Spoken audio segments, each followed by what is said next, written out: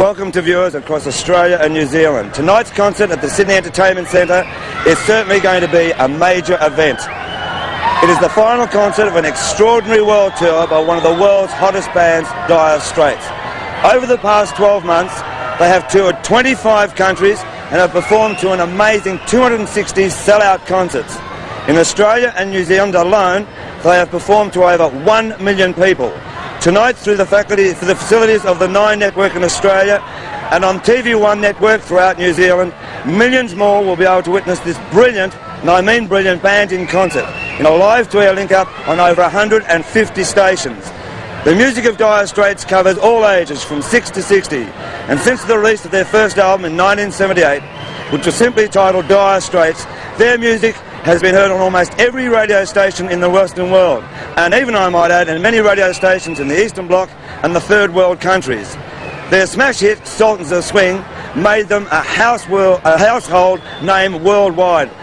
Since then, they have produced 5 albums. Their latest, Brothers in Arms, which was released about a year ago, shot to #1 nationally the first week of release on the Australian album charts. It has remained there and remained for about 32 weeks, and that's the longest any album has ever stayed on the #1 position in the history of Australia's charts.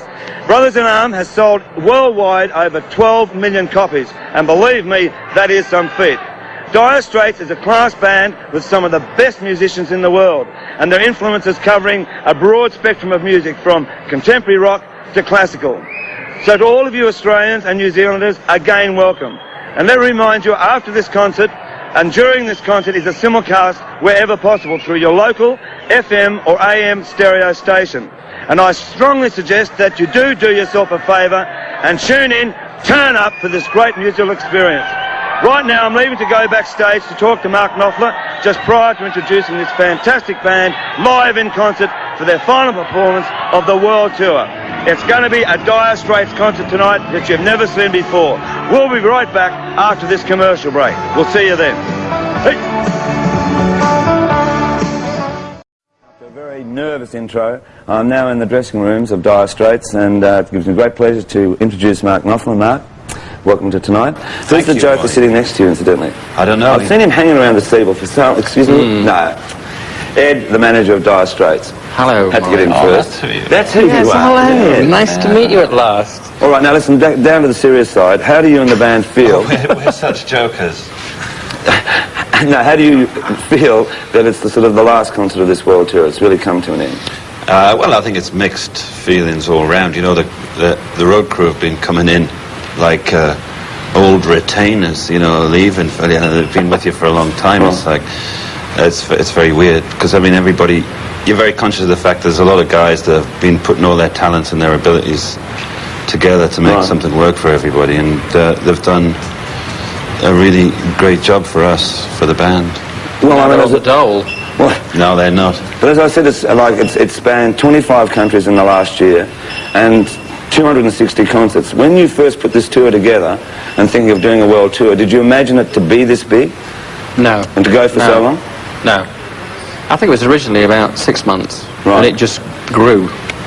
I mean, like when you were telling me just before you were coming out here in LA, you said, I've planned 6 or 7 concerts at the Entertainment Centre in Sydney. It turned out to be 20. I think it was about 7 in Melbourne. It turned out to be, 13? It just seemed to go on and on. I mean, did ever get to a stage, just even in this part of the Australasian tour, New Zealand and Australia, that it'd be another day and you'd think, my God, I've got to go and play again tonight? Did the band yourselves ever feel jaded, Yeah, I think if you're doing a long stretch in one place, like 20 nights here in Sydney, you know, you get the feeling that you should have a clocking in machine. You should just be coming after a while. Right. And you have to do certain things to try and break the monotony. And we've managed to do that all right, I think. And I think the band's been playing better all the time as well, which is very surprising all around. That the standards have we've been able to maintain standards all the way through and find new things in the music all the time. The other thing is that I'm very proud of the band and the crew for getting the whole thing sorted out, is the fact that there's a lot of fans there that come in to see the band who aren't necessarily a rock and roll, the fans that would be used to having just a seething mass of real rock and roll fans in there. There's a lot of other people coming in that I mean, for want of a better word, you could kind of call them the tourists. But they're just curious. That sort of, I'll go and have a look at this. I must see what all the fuss is about. And it's nice to turn them onto it, turn them around during the course of a night. Well, also with the bands, I mean, a lot of bands sort of say, like, after spending so much time in a recording studio, and then they have to go out on the road, that it becomes a strain on the band because the members are seeing each other every day. I mean, has there ever been any sort of strain on this band? Well, we're very hot on the fact that your feet haven't got to smell on the bus, and you know, that you keep your. What do you make of faces for yourself? For? No, we're very. It's kind of like a marriage, I guess, in a way. It's funny, just before you came in, I was take, you know. I was saying that there hasn't been a single fight or even major disagreement between anybody within the crew or within the band. Right, now, I won't ask you this, I'll ask Ed. Normally the band don't like doing television, and now you're doing like an entire live performance. What motivated you to do that?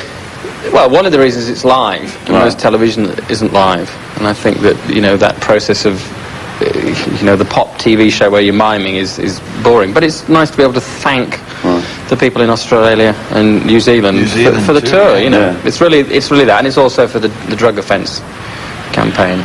Right, like one criticism, if there's been any criticism of the show, and it's a criticism that was also leveled at the Sting show, is that both you and Sting don't talk that much on stage. What's your thoughts on that? Do you know, I haven't really thought that much about it. Sometimes I've been known to. Sometimes, you know, I haven't really thought. Whereas other people say, why should they talk on stage? The music speaks for itself. Well, you said it. Well, I've said it, yeah. So it's a question of performance style, I think. All right. The thing is, you want the thing to flow a bit. You don't want to keep breaking it up with or too much of this. Well, listen, we've got 12,000 people out there ready to fire into action as soon as you walk out on stage. We've got millions of viewers in Australia and New Zealand ready to watch this, a very important telecast, simulcast. Just one last question. It's a very important concert because some of this money of tonight is going to a great cause. All of it? All of it is going to such a great cause. Whose idea was that? Collectively, the band? Yes, I mean, we were made aware when we came to Australia about the drug problem here, and the fact that this campaign was about to start. And it seemed, I mean, Australia's given, and New Zealand have given a lot to us, so it's nice to be able to give something back. Well, I hope the campaign that'll works. Be explained throughout the telecast. I only hold you up to all the boys. Have a great night, and Mark, have a great night, and thank you very much for coming. And for you, Molly, it's always been a thrill. Same here, mate. All right, cheers. We'll be back in a